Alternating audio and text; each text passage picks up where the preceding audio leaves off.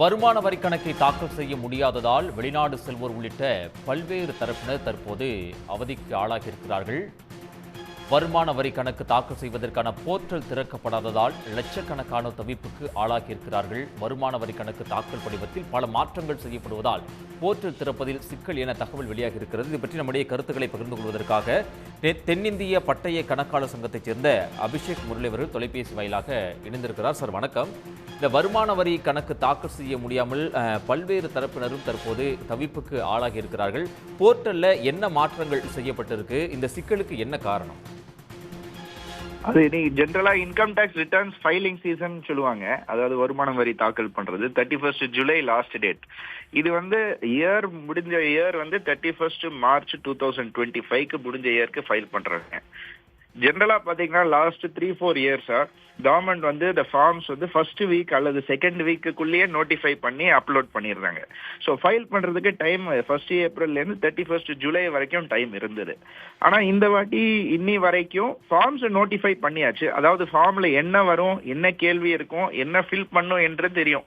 ஏன்னா அந்த என்ன வரப்போறது அந்த ஃபார்ம்ல நோட்டிஃபை பண்ணிட்டாங்க. ஆனா அந்த ஃபார்மை ஃபைல் பண்ணணும்னு வச்சுங்க, I am ready to file my ரிட்டர்ன்ஸ்னா இன்னைக்கு அந்த ஆப்ஷன் இல்லை, அந்த யூட்டிலிட்டியை ஒன்றும் எனேபிள் பண்ணல.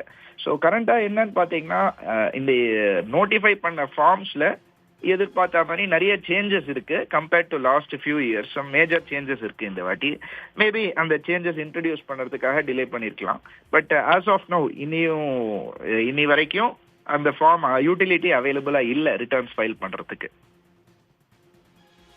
ஒரு மாசமா இந்த பிரச்சனை இருக்கு அப்படின்னு சொல்லப்படுது. இது தீர்ப்பதற்கான கால அப்படிங்கிறது எவ்வளவு நாள் எடுக்க வாய்ப்பு இருக்கு சார்? ஜென்ரலா இந்த டைம்குள்ள நோட்டிஃபை ஆயிடணும். நான் என்ன எதிர்பார்க்கறேன்னா இந்த வீக்லயே வந்துடணும்னு தான் எதிர்பார்க்கறேன். பட் இருந்தாலுமே வாட் இஸ் த இம்பாக்ட்னா நிறைய பேர் எக்ஸ்டென்ஷன் வருமா இதனால இந்த மாதிரி டிலே பண்ணியிருக்காங்க. நீங்க கணக்குப்படி பாத்தீங்கன்னா லாஸ்ட் இயர் ஏப்ரல்ல 7 lakhs ரிட்டர்ன்ஸ் ஃபைல் பண்ணியிருந்தாங்க. மே மந்த்ல இந்த தேதி வரைக்கும் ஆல்மோஸ்ட் 30 lakhs ரிட்டர்ன்ஸ் ஃபைல் பண்ணியிருக்காங்க. ஆனா இந்த வருஷம் ஃபார்ம்ஸே அப்லோட் ஆகல. அதனால 0 returns have been filed so for. But இதனால நிறைய கிளாகிங் வருமா, இல்லைன்னா ரொம்ப ஜாம் ஆகுமா வெப்சைட்டு என்று நிறைய பேர் கேட்குறாங்க. இதுக்கு என்னன்னா இது வரைக்கும் ஜென்ரலா கவர்மெண்ட் எக்ஸ்டென்ஷன் கொடுக்கறது இல்லைங்க. லாஸ்ட் ஃபியூ இயர்ஸா ஒரு பாலிசி டிசிஷனா இல்ல நம்ம 31 ஜூலை ஃபிக்ஸ் பண்ணிட்டோம், அதுக்கு மீறி நம்ம எக்ஸ்டென்ஷன் கொடுக்க மாட்டோம் என்று ஒரு டிசிஷன் எடுத்திருக்காங்க.